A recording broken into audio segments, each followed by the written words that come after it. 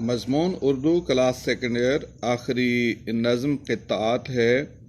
انور مسعود نے اسے تحریر کیا ہے۔ جو چوٹ بھی لگی وہ پہلی سے بڑھ کے تھی، ہر ضرب کرب ناک پہ میں تل ملا اٹھا، پانی کا سوئی گیس کا بجلی کا فون کا، بل اتنے مل گئے ہیں کہ میں بل بلا اٹھا۔ اس کا عنوان مضروب ہے۔ تو یوٹیلیٹی بلز کی آمد کو شاعر نے معاشرتی زندگی کی ایک تلخ حقیقت کے طور پر پیش کیا ہے۔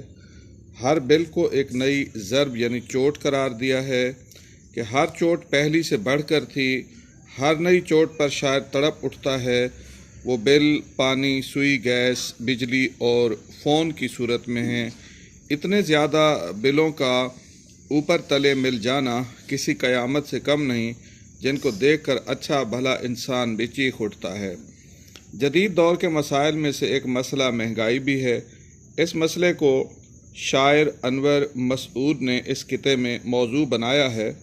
اگرچہ انور مسعود کا تعلق شاعری کے مزاحیہ دبستان سے ہے، مگر ان کی حیث مزاح کئی جگہ حساس ہو جاتی ہے، طنز کے پردے میں چھپے سلگتے ہوئے معاشرتی اور اخلاقی مسائل کا پردہ چاک کر دیتی ہے۔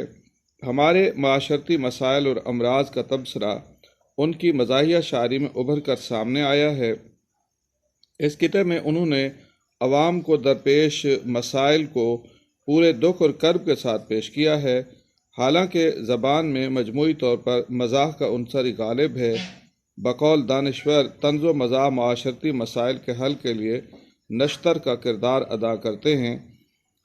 شاعر یہ بات بخوبی جانتا ہے کہ جدید دور نے انسان کو کئی نعمتوں سے نوازا ہے۔ مختلف سائنسی ایجادات نے انسان کو تعمیر و ترقی کی معراج پر پہنچا دیا ہے، مگر یہ صرف تصویر کا ایک رخ ہے۔ اس کا دوسرا رخ انتہائی بھیانک ہے اور بے رحم ہے۔ اگر کوئی بجلی کا استعمال کرتا ہے تو اسے بل کی صورت میں اس سہولت کے استعمال کا خمیازہ بھی بھگتنا پڑتا ہے۔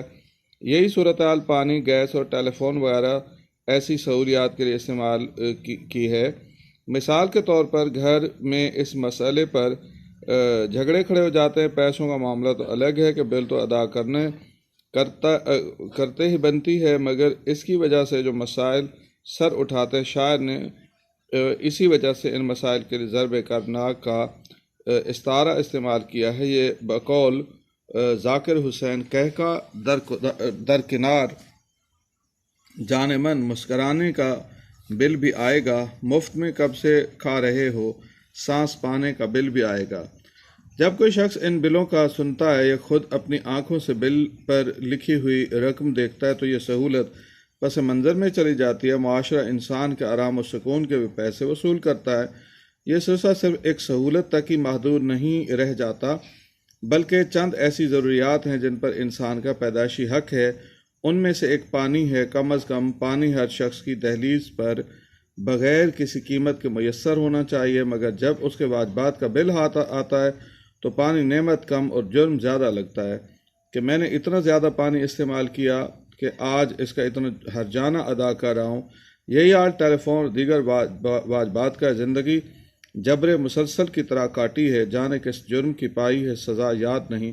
گویا شاعر نے انتہائی اہم مسئلے کو اس خطے میں موضوع بنایا ہے، اور اس مناسبت سے تل ملانا، بل بلانا کے الفاظ بھی انتہائی برموقع ہیں۔ جیسے انسان کی بے بسی ٹپکتی ہے، یعنی ان بلوں کو دیکھ کر سوائے پیچ و تاب کھانے کے کچھ نہیں کر سکتا۔ مشہور مثل ہے، نہ جائے رفتن نہ پائے ماندن۔